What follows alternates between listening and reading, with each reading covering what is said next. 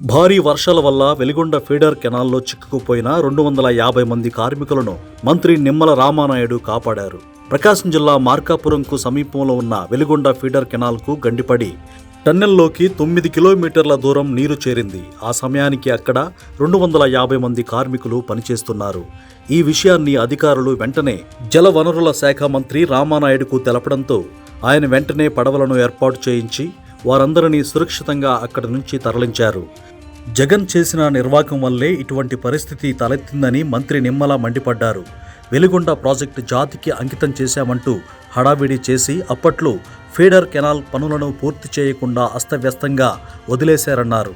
2026 కల్లా వెలిగొండ ప్రాజెక్టును పూర్తి చేయాలని కూటమి ప్రభుత్వం లక్ష్యంగా పెట్టుకుందని, వర్షాల వల్ల అందుకే టన్నెల్లోకి నీరు చేరిందని వెంటనే వాటిని తొలగించి కార్మికులను రక్షించినట్లు చెప్పారు.